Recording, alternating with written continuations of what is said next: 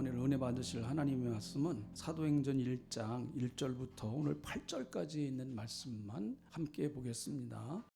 데오빌러여, 내가 먼저 쓴 글에는 무릇 예수께서 행하시며 가르치시기를 시작하신부터 그가 택하신 사도들에게 성령으로 명하시고 승천하신 날까지의 일을 기록하였노라.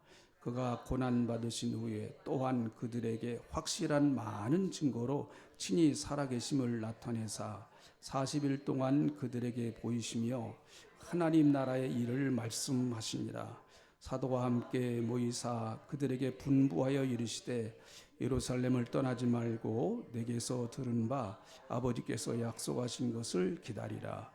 요한은 물로 침례를 베풀었으나 너희는 몇 날이 못되어 성령으로 침례를 받으리라 하셨느니라.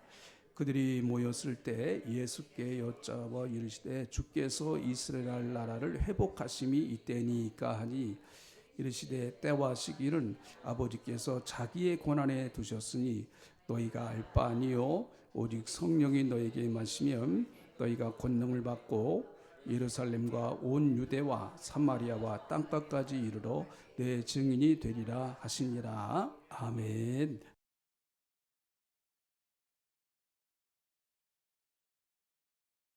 예수님께서 부활하신 이후에 40일 동안을 이 땅에 계셨습니다. 오늘 이 본문 말씀을 보니까 40일 동안 계셨다 이렇게 말씀하시죠. 3절에 보니까 40일 동안 그들에게 보이시며, 예수님이 이 땅에 40일을 계신 이유는 부활의 사건이 너무나 엄청난 사건이기 때문에 제자들조차도 그것을 과연 이게 사실인가 아닌가 굉장히 흔들렸고, 또 고기 잡으러 가겠다 뭐 이런 제자들도 있었고 하기 때문에 그들을 예수님이 다시 모으셔서 40일 동안 어떻게 보면 좀 특별 훈련, 특별 과외, 특수 훈련 뭐 이렇게도 좀 생각할 수 있겠죠. 부활하신 예수님께로부터 40일을 배운 사람들은 제자들밖에 없습니다. 참 어마어마한 일이죠. 우리는 부활하신 주님이 우리 교회에 오셔서 하루만 하셔도 좋을 것 같아요. 근데 제자들은 40일 동안 배웠으니 얼마나 그들이 참 행복했을까 그런 생각을 해보는데, 여러분 왜 하필이면 40일일까요? 성경에서 40이라고 하는 숫자는 굉장히 상징적인 의미를 가지고 있는 숫자입니다. 이스라엘 백성들이 40년 동안 광야 생활을 했습니다. 또 예수님이 40일 동안 금식을 하셨습니다. 이 40이라고 하는 숫자는 굉장히 어려움과 시험에 관련된 숫자라고 볼 수가 있습니다. 그래서 성경학자들은 40을 시험에 관한 숫자다, 시험 받는 숫자다 이렇게 해석을 하고 있어요. 다시 말하면 우리가 부활의 믿음을 가지고 있어야 시험을 이길 수 있다. 부활의 믿음을 가지고 있어야 고난을 이길 수 있다라는 거죠. 예수님이 십자가에서 돌아가시고 아리마대 사람 요셉의 무덤에 계셨어요. 십자가의 사건은 우리에게 엄청난 구속의 사건으로 다가옵니다. 예수님의 십자가를 믿을 때 우리는 죄와 사망으로부터 완전히 자유함을 얻고 죄와 사망이 이제 더 이상 우리를 정죄할 수 없는 이런 은혜를 받죠.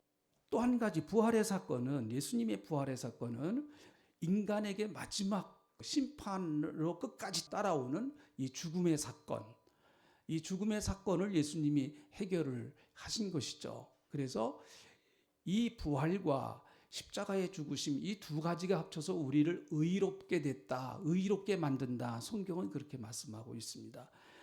여러분, 예수님은 살아계십니다. 할렐루야. 예수님은 살아계셔서 오늘도 여기에 우리와 같이 하시는 줄로 믿습니다. 부활하셔서 예수님은 지금도 여기 계신 것이죠. 그래서 이 부활의 신앙을 믿을 때 우리 신앙이 역동성이 있고 우리의 신앙이 살아있는 신앙이 되며, 또 그뿐만 아니라 여기 40이라고 하는 그 숫자가 시험의 숫자라고 그랬잖아요. 고난의 숫자라고 말씀드렸습니다.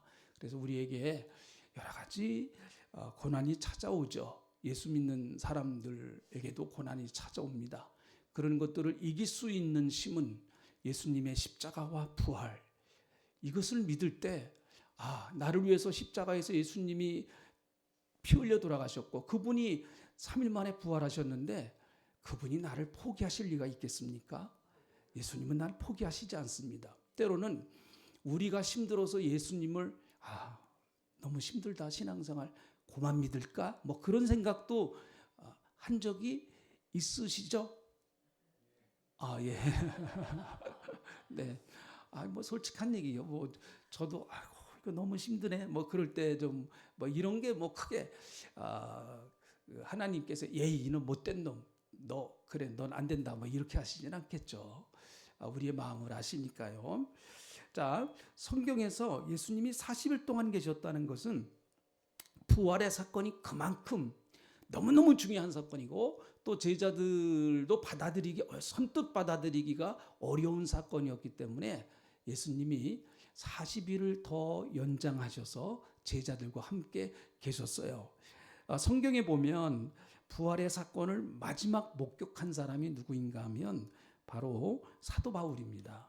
고린도전서 15장 9절에 보니까 사도 바울이 이렇게 말합니다. 맨 나중에 만삭되지 못하여 난 자와 같은 내게도 보이셨느니라. 맨 나중에 만삭되지 못한 자 같은 내게도 부활하신 예수님이 나타나셨다라는 거죠.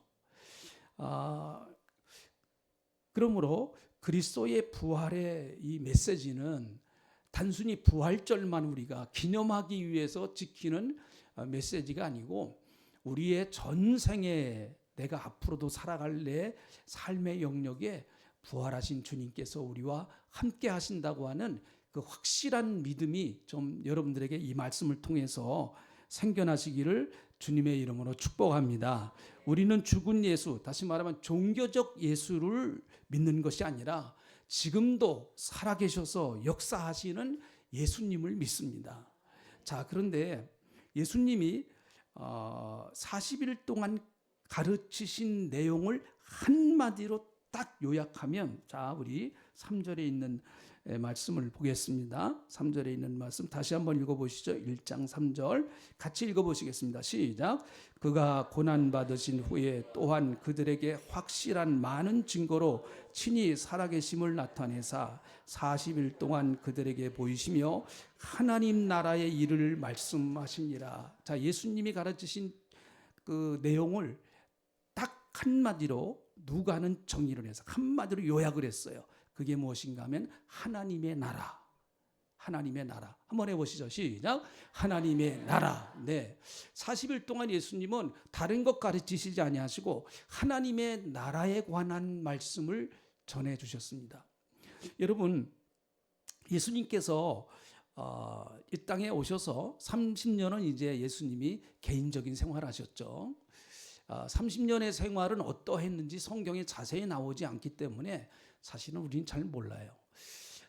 그런데 예수님께서 이제 침례 요한에게 침례 받으시고 그리고 40일 동안 광야에 가서 금식하시고 나셔서 이제 처음으로 하나님의 말씀을 전하시는데 그 하나님의 말씀을 전하시는 첫 말씀이 무엇이었는가 하면 마태복음 4장 17절 한번 같이 보겠습니다. 마태복음 4장 17절에 있는 말씀 한번 같이 읽어보시죠. 시작. 이때부터 예수께서 비로소 전파하여 이르시되 회개하라 천국이 가까이 있느니라.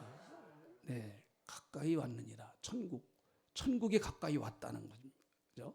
여러분, 이 천국이라고 하는 말에 헬라어는 바실레이아라고 하는 단어인데요.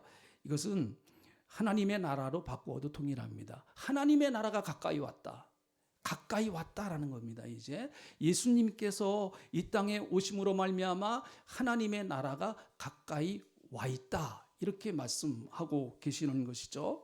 여러분, 이것은 무슨 의미인가 하면 하나님의 나라가 과거에 있었다라고 하는 뜻도 아니고요. 하나님의 나라가 미래에 올 것이다라고 하는 뜻도 아닙니다.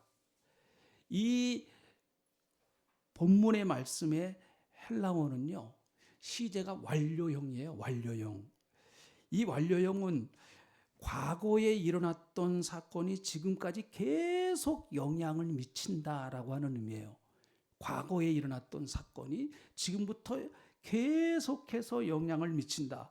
그리고 그래서 결국은 이 말씀, 천국이 가까웠다라고 하는 이 말씀을 이렇게도 말할 수 있죠. 이미 천국은 와 있다. 그런데 지금도 임재하고 있다.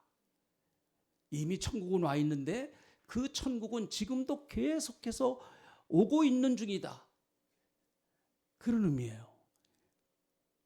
그래서 여러분, 사실 우리가 성경을 전체적인 맥락으로 성경을 쭉 보면 하나님께서 인간을 창조하시고 에덴 동산에다가 인간을 살도록 하셨습니다. 이 지구는 얼마나 큽니까? 그 지구, 굉장히 큰 지구 가운데 에덴 동산을 딱 택해서 너희는 여기서 살아. 그렇게 말씀하셨어요. 그 에덴 동산은 사실은 여러 가지 의미가 있습니다. 에덴 동산은요, 에덴이라는 말은 기쁨이라고 하는 뜻이거든요. 기쁨의 동산이에요. 그래서 에덴 동산에서 아담이 하는 일은 무엇이었을까요? 아담이 하는 일은 에덴 동산을 잘 관리하고, 그리고 에덴 동산에서 땅을 개간하고 씨를 뿌리고 농사를 짓는 일이었어요. 그런데 땅을 개간한다고 하는 그 히브리 말은요, 제사장이 성전에 가서 일한다라고 하는 단어와 비슷한 의미를 가지고 있어요. 그러니까 여러분, 에덴 동산에서는 누가 제사장이냐? 에덴 동산에서는 아담이 제사장이에요. 죄를 짓지 않았으니까 뭐 양을 잡아다가 하나님 앞에 드릴 이유는 없습니다. 그냥 하나님을 의식하면서 하나님을 섬기면서 농사 짓는 거, 그게 제사 드리는 거예요. 그냥 하나님 앞에 예배 드리는 거예요. 하나님 제사장의 마음을 가지고 일을 할 때 그것이 하나님의 통치를 받는 것입니다. 그래서 에덴 동산은 하나님의 나라의 작은 모형이라고 할 수가 있겠죠. 하나님의 나라는 어떤 나라인가 하는 것을 아담을 통해서 하나님은 보여주고 싶으셨습니다. 하나님의 나라는 하나님께서 복 주시는 나라, 그리고 하나님이 통치하시는 나라, 그리고 아담은 하나님을 잘 경배하고 하나님과 늘 기쁨으로 함께 사는, 그 아담과 하와가 같이 하나님을 섬기는 이런 하나님의 나라, 그 하나님의 나라를 보여주시기 위한 하나의 작은 공간이었었다. 그래서 이후에 태어날 모든 족속과 민족들이 이것처럼 하나님의 통치를 받고 하나님을 섬기면서 하나님의 나라에서 기쁨과 즐거움으로 살기를 하나님은 원하셨죠. 근데 인간이 선악과를 따먹고 그만 범죄하고 말았습니다. 여러분, 그 뱀이 와서 선악과를 먹으라고 할 때 했던 얘기를 우리는 너무나 잘 압니다. 네가 이 선악과 먹으면 네 눈이 밝아져서 하나님과 같이 되리라. 선악을 분별하는 하나님과 같이 되리라. 이렇게 말씀하셨어요. 여러분, 사람이요, 선악을 완전하게 분별할 수가 없습니다. 타락한 인간은요, 선악을 완전하게 하나님처럼 그렇게 분별해낸 능력이 없습니다. 그리고 사실은요, 우리가 살다 보면 다 그렇잖아요. 다른 사람 안 좋은 것도 보입니다. 교회 와서도요, 다른 사람이 이렇게 좀 마음에 안 드는 것도 보이죠. 그리고 저분 저거 좀 잘못된 것 같은데 이런 것도 보여요. 그런데 여러분, 그것을 교회는 밝히질 않습니다. 지적질을 안 해요. 그럼 어떻게 하느냐? 덮어주는 거예요. 그게 사랑이죠. 그게 그리스도의 사랑입니다. 좀 내 마음에 안 들어도 저분은 저분대로 나름대로 또 살아가는 방법이 있구나 하면서 우리가 이해하고 덮어주면서 하나님의 공동체를 이루는 거예요. 그런데 여러분, 아담과 하와가 선악과를 따먹은 이후부터 밝아져서 자기의 아내가 옷을 벗은 것이 부끄러워 보이고 자기도 옷을 벗은 것이 부끄러워 보입니다. 선악과 따먹기 전에는 안 그랬거든요. 모든 것이 다 아름답게 보였어요. 여러분, 선악을 분별해내는 것이 그것이 꼭 행복한 삶인 것은 아닙니다. 여러분이 선악을 분별해내는 주체가 된다고 하면 사실은 그건 정말 피곤한 일입니다. 뭐 하나를 볼 때마다 전부 다 이건 옳은 건가 그런 건가 옳은 건가 그런 건가, 밥 먹는데 이것은 옳은 건가 그런 건가, 우리 집사람이 이거 제대로 만들었나 안 만들었나, 전부 다 선악을 판단하면서 한번 여러분 살아보시기 바랍니다. 인생이 얼마나 피곤한가요? 대단히 피곤합니다. 그래서 선악의 분별자는 하나님이세요. 우리는 하나님이 옳다고 하면 뭐예요? 옳은 거예요. 하나님이 틀리다고 하면 그건 잘못된 거예요. 하나님의 판단 기준을 따라가면서 살아가는 삶, 그것이 하나님의 나라의 모습입니다. 하나님, 나는 그렇게 생각 안 하는데요. 그건 하나님 생각이고요. 내 생각은 그거 아니에요. 이건 하나님의 나라의 백성의 모습이 아닙니다. 이건 타락한 인간의 모습이라고 볼 수가 있겠죠. 자, 그래서 결국은 인간은 선악과를 따먹고 하나님이 주신, 아담에게 주신 그 어마어마한 그 하나님의 나라의 다스림의 권력, 하나님께서는 아담에게 네가 에덴 동산 다스리고 통치하라. 하나님께서 당신의 통치권과 당신이 다스리는 엄청난 권력을 아담에게 위임해 주셨습니다. 이건 네 권력은 아니지만 내가 너한테 맡기는 거야. 그러니까 멋있게 한번 잘해봐. 그게 하나님께서 아담에게 요구하셨던 거거든요.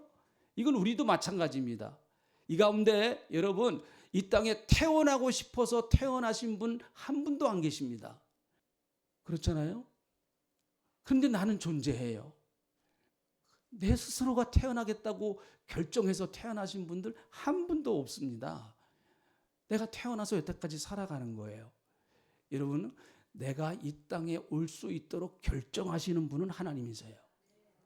내가 이 땅에 와서 살아갈 수 있도록 최종적으로 결정하시는 분은 하나님이십니다. 하나님께서 나를 이 땅에 보내셔서 아담에게 주셨던 것과 같은 똑같은 권한을 주시는 거예요. 야, 네가 이 땅에서 살아가는 동안 네가 한번 하나님의 통치를 받으며 하나님을 믿고 하나님의 말씀에 순종하며 하나님을 의지하고 한번 이 땅에서 네가 가는 곳곳마다 에덴 동산처럼 그렇게 멋있는 삶을 한번 살아봐. 기쁘고 즐겁게 하나님 섬기면서 한번 멋있게 살아봐라. 하나님이 우리를 이 땅에 보내실 때 그렇게 보내셨겠죠. 저는 그렇게 보내신다고 믿어요. 너 세상에 가서 고생이나 시큰하고 와라. 하나님이 그렇게 하시기 위해서 우리를 보내신 것은 아니시겠죠. 다시 말하면 아담에게 주신 어마어마한 그 하나님의 나라에 위임되어진 통치권을 여러분, 아담은 사탄에게 빼앗기고 말았어요. 그런데 예수 그리스도께서 이 땅에 오심으로 말미암아 천국을 가지고 오셨습니다. 예수님 자체가 천국이시고, 그리고 예수님은 천국을 가지고 오셨어요. 그래서 이 바실레이아, 가까이 왔다라고 하는 이 말, 앵기켄이라고 하는 이 말의 의미는 여러 가지 의미가 있는데 그 중에 하나가 이런 의미가 있어요. 이런 의미가 있습니다. 마치 여러 특수부대가 어떤 지역에 가서 갑자기 습격하는 것, 어떤 특별한 세력이 갑자기 확 들어오는 것, 그런 의미가 있다는 거예요. 여러분, 우리도 마찬가지입니다. 예수 그리스도를 우리가 믿을 때, 그리고 우리 가정에 예수님을 모실 때, 예수님 믿기 전에는 우리 가정이 다 어둠이었었고, 그리고 예수님 믿기 전에는 내 삶이 다 어둠이었었고 그렇습니다. 그런데 내가 예수 그리스도를 믿을 때 생명의 빛이 내게 확 쳐들어오는 것입니다. 이게 그런 단어예요. 가까이 왔느니라가 바로 그런 의미를 가지고 있는 거예요. 하나님의 나라가 훅 하고 들어오는 거예요, 되게. 여러분, 어떨 때 보면 내가 그런 것을 잘 느끼지 못할 때도 있어요. 그러나 하나님의 나라는 이미 내게 와 있어요. 할렐루야. 하나님의 나라는 이미 내게 훅 하고 들어와 있습니다. 예수 그리스도를 내가 구주와 주님으로 영접할 때 하나님의 나라는 훅 하고 내게 침입해서 아주 특수부대가 적진에 확 들어가는 것처럼 하나님의 생명의 빛, 그리스도의 생명의 빛이 어둠에 붙잡혀 있던 나에게 확 하고 들어온 거예요. 그래서 마귀는 끊임없이, 여러분, 우리가 복음서를 볼 때 마귀는 끊임없이 예수님의 지상사역을 방해합니다. 회방하고 유혹하고 시험도 주고, 그 예수님의 지상사역을 성공하지 못하도록 마귀는 끊임없이 예수님께 도전을 하죠. 그래서 마태복음 4장 1절부터 11절에 보면 예수님께서 40일 동안 금식을 하시는데 이제 사역을 시작하시기 전에 먼저 예수님은 금식으로 시작을 하셨어요. 기도로 시작하셨습니다. 그런데 이 금식이 딱 끝난 다음에 마귀가 찾아와서 세 가지 시험을 합니다. 첫 번째 뭐예요? 떡을 만들어서 이 돌로 떡을 만들어 먹어봐라. 그렇게 말하고 있습니다. 그런데 예수님께서는 그렇게 시험하고 있는 마귀에게 사람이 떡으로만 사는 거 아니다. 다시 말하면 하나님의 나라는 육신의 떡만 가지고 만족할 수 없는 나라다라는 얘기예요. 하나님이 만드시는 나라, 예수 그리스도께서 앞으로 선포하시는 하나님의 나라는 육신의 정욕과 육신의 욕심과 육신의 것만 가득 채워서 절대로 만족할 수 없는 나라. 그 나라가 하나님의 나라, 하나님의 말씀으로 살아가는 나라. 그게 하나님의 나라라는 것이죠. 여러분, 하나님께서 우리에게 이 땅에 사는 동안에 우리가 필요한 것들 하나님 분명히 주실 거예요. 저는 그렇게 믿습니다. 저는 그렇게 넉넉하게 살아온 것은 아니지만, 제가 풍족하게 살아온 것은 아니지만, 그러나 제가 비참하게 살지는 않았어요. 여태까지. 저는 그렇게 앞으로도 하나님이 그렇게 해주실 것이다 라고 그렇게 생각을 해요. 그렇게 믿고 있습니다.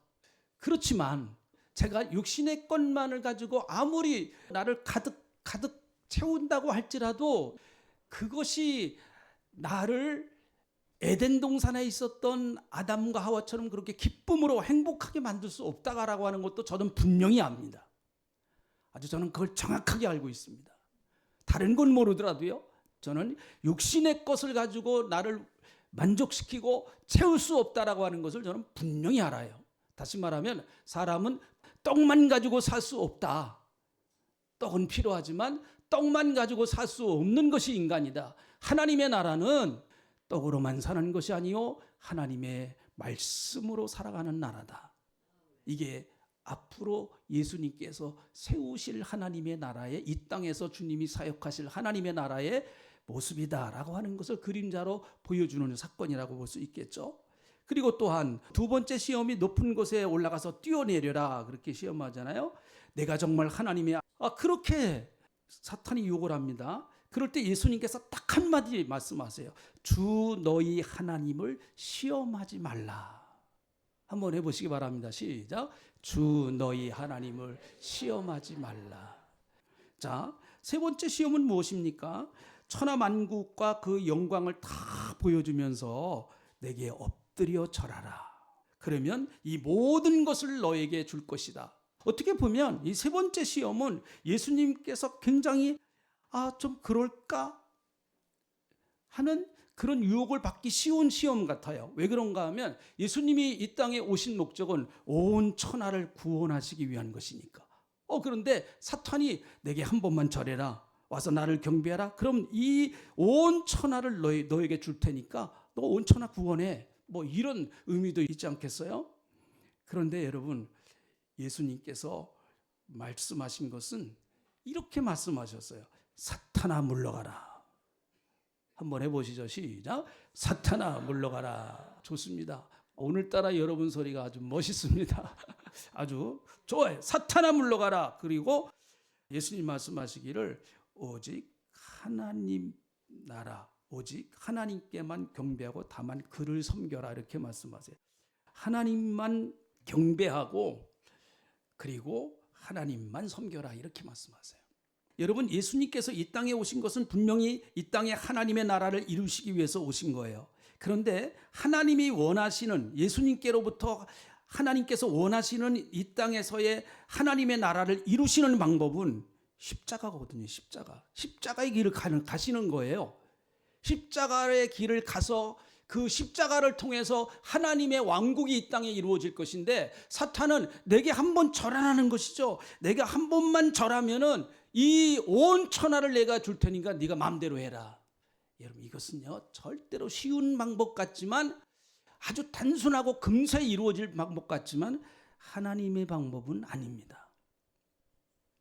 하나님의 방법은 힘들고 어렵지만 십자가의 길이에요. 이 십자가의 길 없이 네가 성공하라는 얘기죠. 이렇게 끊임없이 여러분 마귀는 잘못되어진 그 하나님의 나라의 모습을 만들려고 하는 그런 것이죠. 사랑하는 성도 여러분, 귀신도 예수님을 끈질기게 따라다니면서 어려움을 주었습니다. 그러나 그 귀신은 예수님 앞에 나오면 벌벌 떨고 그리고 쫓겨나갔죠. 사실 이 사탄은 공중권세 잡은 자다라고 에베소서 2장 1절 이하에 쭉 나와요. 사탄이 공중권세 잡은 자다. 실제적으로 세상에 지금은 잠깐 그리스도가 오시기 전까지의 이 세상에 상당히 많은 권력은 사탄이 잡고 있습니다. 그리고 그의 졸개인 귀신들이 붙들고 있어요. 그래서 사실은 그 증거가 뭐냐? 우리가 세상에 나가서 신앙생활하기가 어려워요.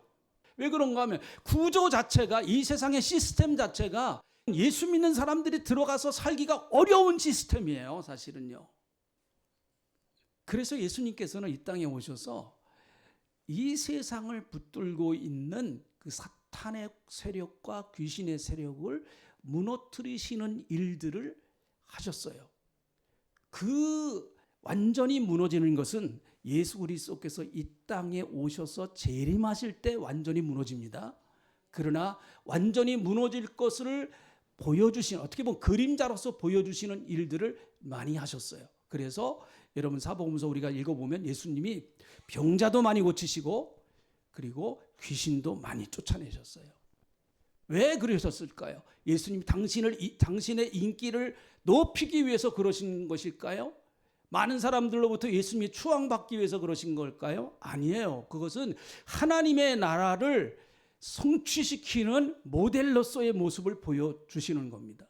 귀신이 붙들고 있는 나라, 그리고 사탄이 붙들고 있는 나라의 각종 그 질병과 그리고 각종 인간을 고통스럽게 하는 그런 일들을 예수님께서 오셔서 정상적으로 회복을 시키시는 거예요. 마태복음 12장 28절에 있는 말씀을 보면 한번 같이 읽어보겠습니다. 시작. 그러나 내가 하나님의 성령을 힘입어 귀신을 쫓아내는 것이면 하나님의 나라가 이미 너희에게 임하였느니라. 내가 성령을 힘입어 귀신을 쫓아내면 하나님의 나라가 이미 너희에게 임했다. 이렇게 말씀하세요. 그래서 하나님의 나라는 두 종류가 있어요. 이미 임한 하나님의 나라, 그리고 앞으로 올 하나님의 나라. 이 두 종류가 있어요. 그래서 우리는 어느 공간에 살아가는가 하면 이미 온 하나님의 나라와 앞으로 올 하나님 나라 그 사이에 살고 있는 것이 성도들입니다. 그런데 이미 온 하나님의 나라는 아직 완성되어진 나라는 아니에요. 하나님의 나라의 어떻게 보면 그림자라고도 볼 수가 있겠죠. 여러분, 하나님의 나라는 장소적인 개념이나 어떤 공간적인 개념, 그런 개념도 포함되어 있어요. 그러나 그것은 아주 적은 개념입니다. 하나님 나라의 개념은 통치와 다스림, 주권에 대한 개념이에요. 다시 말하면 바실레이아 왕국이란 말이죠. 왕국. 그래서 바벨론 왕국, 그러면 바벨론 왕이 통치하는 모든 곳, 그것은 다 바벨론 왕국이에요. 그래서 바벨론 나라 자체는 적지만 바벨론 왕이 통치하는 그 지역은 어마어마하게 컸습니다. 이집트까지 다 통치를 했으니까요. 이집트까지. 페르시아 왕국도 마찬가지예요. 지금 이란을 말합니다. 페르시아 왕국. 그 페르시아 왕국이 가장 번성할 때는 어디까지 통치했는가 하면 애국까지, 지금으로 이집트까지 다 통치했어요. 전체를 다 통치했습니다. 엄청난 통치권입니다. 그리스도의 왕국은 무엇일까요? 그리스도의 통치와 다스림이 임하는 영역을 말합니다. 그것이 그리스도의 왕국이에요. 어떤 지역, 어떤 공간, 그런 개념보다는 어디든 어떤 장소든 어떤 환경이든 그리스도가 왕으로서 통치하시는 지역은 다 거기가 하나님의 나라, 그리스도의 나라가 되는 것이죠. 자, 바리새인들이 예수님께 와서 이렇게 물어봤습니다. 하나님의 나라는 언제 임합니까? 하나님의 나라는 어떻게 볼 수가 있습니까? 이렇게 물어봤어요. 그럴 때 예수님께서 누가복음 17장 21절에 보면 이렇게 말씀하십니다. 우리가 잘 아는 말씀이에요. 같이 읽어보시죠. 시작. 또 여기 있다 저기 있다고도 못하리니 하나님의 나라는 너희 안에 있느니라. 네, 예수님을 마음속에 영접한 사람은 하나님의 나라가 이미 임한 거예요. 할렐루야. 그런데 그것이 제대로 작동을 하려면 내 안에 들어온 하나님의 나라가, 그리스도의 나라가 제대로 작동하려면 어떻게 되겠죠? 그리스도가 통치하셔야 돼요. 그래야 내 안에 진정한 하나님의 나라, 천국이 이루어지고 그리고 그리스도의 왕국이 이루어지는 것입니다. 여러분은 어떻습니까? 와 있는 하나님의 나라, 여러분 마음속에 지금 와 있습니다. 그리고 앞으로 올 하나님의 나라, 그래서 이미 와 있는 하나님의 나라와 아직 오지 않은 하나님의 나라, 그래서 이미와 아직 사이에 살고 있는 것이 성도다. 이미 맺어요 하나님의 나라는. 그러나 아직 완성되어지진 않았습니다. 완성되어진 하나님의 나라는 올 것입니다. 그리스도께서 재림하실 때. 그래서 아직과 이미 사이에서 우리가 살아가는 사람들이에요. 우리 믿는 사람들은요. 그래서 그리스도인들은 절대 두 왕을 섬길 수가 없습니다. 우리는 사탄의 왕국에서 하나님의 나라로 그리스도의 십자가와 부활의 사건을 믿을 때 옮겨온 사람이기 때문에 그렇습니다. 골로새서 1장 13절에 있는 말씀을 한번 보시죠. 자, 같이 읽어봅니다. 시작. 그가 우리를 흑암의 권세에서 건져내사 그의 사랑의 아들의 나라로 옮기셨느니라. 할렐루야. 예수 그리스도를 믿을 때 여러분, 예수 그리스도께서 십자가에서 내 죄를 위해서 죽으셨고 그리고 3일 만에 부활하셨다라고 하는 이 놀라운 복음을 믿을 때 하나님께서는 우리를 어떻게 만드시는가 하면 흑암의 권세에서, 우리는 다 예수 믿기 전에는 흑암의 권세, 마귀에게 사탄에게 붙들려 있었는데 흑암의 권세에서 건져내서 사랑의 아들의 나라로 옮겨주셨다. 자, 아멘 좀 하시죠. 아멘. 이게 우리예요. 이게 성도입니다. 물론 아직 우리는 하나님의 나라가 우리 안에 있지만 그리스도가 진정한 통치자가 되지 못할 때가 상당 부분 있으니까 이 하나님의 나라가 작동을 잘 안 해요. 못해요. 안 하는 게 아니라 못해요. 내 주 예수 모신 곳이 그 어디나, 어디라고요? 여러분 잘하시잖아요. 그 어디나 하나님의 나라, 내 주 예수 모셔서 그분이 통치하시는 그곳은, 여러분 그것이 바울 같은 입장에서 감옥이든 매를 맞든 어디든 하나님의 나라를 경험하면서 살아가는 거예요. 그래서 우리는 절대 두 주인을 섬길 수 없습니다. 예수님께서 마태복음 6장 24절에 있는 말씀을 보면 이렇게 말씀하셨어요. 자, 같이 읽어봅니다. 시작. 한 사람이 두 주인을 섬기지 못할 것이니 혹 이를 미워하고 저를 사랑하거나 혹 이를 중히 여기고 저를 경히 여김이라. 너희가 하나님과 재물을 겸하여 섬기지 못하느니라. 여기서 재물은 만몬신이에요. 만몬신. 세상의 신.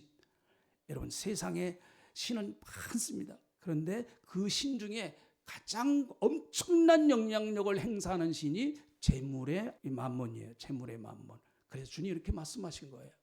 사랑하는 성도 여러분, 그리스도인은 우리의 왕이신 하나님, 우리의 왕이신 예수님을 섬기면서 살아가는 사람들이에요. 이미 와 있는 하나님의 나라, 교회가 예수 그리스도께서 통치하실 때 우리 교회는 몇 명이 모이든 하나님의 나라가 임한 겁니다. 그래서 여기서 우리가 정말 주님만 높이고 예수님만 높이고 예수님 자랑하고 하나님만 높이고 그러면 여기에 하나님의 통치가 이루어지고 그리스도의 왕국이 이루어지기 때문에 사람들이 그걸 보는 거예요. 아, 하나님의 나라는 이런 나라이구나. 야, 그렇다. 하나님의 나라는 이런 모습이네. 이게 보여지는 거예요. 그게 살아있는 교회입니다.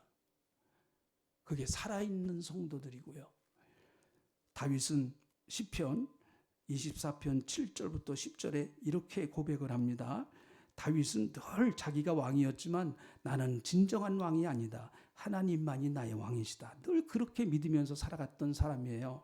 한번 그가 시편 24편 7절부터 10절에 이렇게 고백을 합니다. 같이 읽어봅니다. 시작. 문들아 머리를 들지어다. 영원한 문들아 들지어다. 영광의 왕이 들어가시리로다. 영광의 왕이 누구시냐? 강하고 능한 여호와시요 전쟁에 능한 여호와시로다. 문들아 머리를 들지어다. 영원한 문들아 들지어다. 영광의 왕이 들어가시리로다. 영광의 왕이 누구시냐? 만군의 여호와께서 곧 영광의 왕이시로다. 할렐루야. 그 믿음을 가지고 살아갔던 다윗은 어마어마한 여러분 세상에서도 축복을 누리면서 살았어요. 우리 모두가 예수 그리스도 그분이 나의 왕이시다. 나는 예수님만 섬긴다. 할렐루야. 그렇게 평생 살아가시는 저와 여러분 되시기 바랍니다. 예수 그리스도를 나의 왕으로 섬기며 그리스도의 통치를 받으며 그리스도의 다스림을 받으며 살아가기를 작정하는 주님의 사랑하는 백성들이 하나님이 나의 힘이라고 찬양을 드렸습니다. 내 평생에 예수 그리스도, 내 평생에 하나님 그분만이 나의 힘이 되게 하시고 그분만이 나의 목자가 되게 하시며 그분만이 나의 인생의 왕이 되게 하여 주시옵소서. 그래서 내 길을 인도하시고 내가 가야 할 길을 한 걸음 한 걸음 이끌어 주시는 그 은혜와 사랑을 경험하고 인정하고 느끼고 살아가면서 우리가 하나님 앞에 영광 돌리는 복된 삶이 되게 하나님께서 함께 하시며 도와주시기를 원합니다. 감사합니다. 우리의 영원한 왕이 되시는 예수 그리스도의 이름으로 기도하옵나이다. 아멘.